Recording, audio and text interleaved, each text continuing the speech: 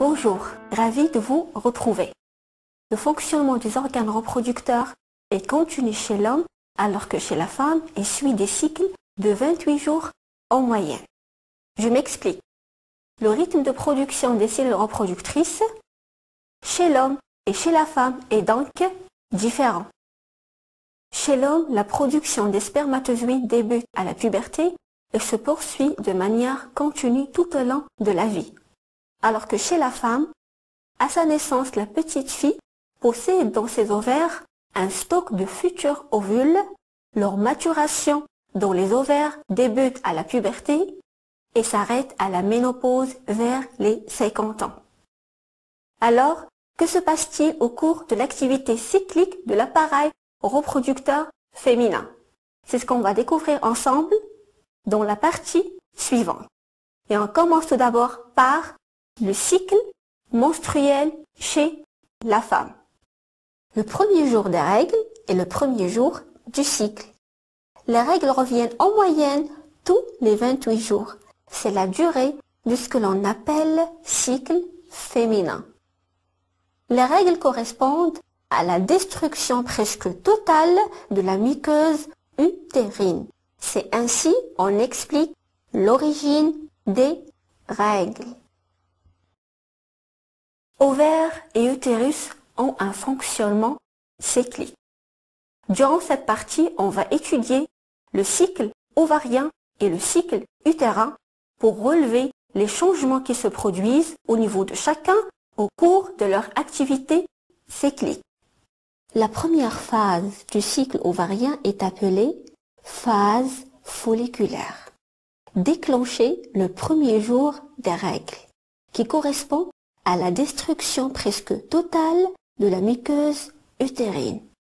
Lors de cette phase, on assiste à la croissance d'un des follicules contenus dans un des deux ovaires. Le follicule grossit.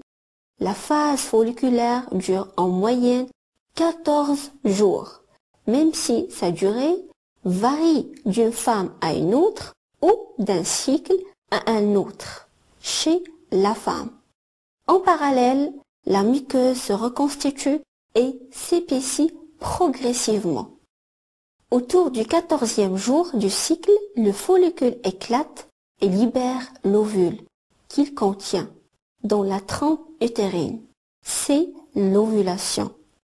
Après l'ovulation, le follicule qui avait grossi lors de la phase folliculaire se retrouve désormais dépourvu d'ovule. Ce follicule sans ovule se transforme en corps jaune. Durant cette phase, on remarque que les glandes se développent dans la muqueuse et des vaisseaux sanguins s'y multiplient. Si l'ovule n'est pas fécondé, le corps jaune régresse et disparaît. Cette dernière phase du cycle ovarien, caractérisée par la présence du corps jaune, est appelée phase lutéale. Vers la fin du cycle, la muqueuse est à son épaisseur maximale. Si l'ovule est fécondé, elle est prête à accueillir un embryon. Si l'ovule n'est pas fécondé, la muqueuse utérine est éliminée au moment des règles, déclenchant le début du cycle suivant. La conclusion qu'on peut tirer est la suivante. Le cycle de l'ovaire et le cycle de l'utérus sont synchronisés. Le synchronisme des cycles ovariens et utérins ne doit rien au hasard. L'ovaire, au cours du cycle, sécrète deux hormones dans le sang qui vont agir sur l'utérus, les oestrogènes et la progestérone. Alors, comment ces hormones agissent sur la muqueuse utérine au cours de l'activité cyclique de l'utérus? Régulation et contrôle hormonal. Au début du cycle, la concentration sanguine des deux hormones est très faible. C'est ce qui cause les règles. Les oestrogènes sont sécrétés lors de la phase folliculaire par les cellules des follicules et agissent sur le développement de l'endomètre, paroi utérine. Au fur et à mesure que le follicule augmente de taille et grossit, la sécrétion d'oestrogène augmente aussi. L'utérus réagit alors en régénérant sa muqueuse. Après l'ovulation, c'est surtout la progestérone qui est sécrétée. La progestérone est fabriquée par le corps jaune et donc sécrétée lors de la phase lutéale. Permet essentiellement le développement des vaisseaux sanguins qui serviront à l'alimentation du futur fœtus et aussi elle agit sur le muscle de l'utérus en bloquant ce dernier et l'empêche de se contracter.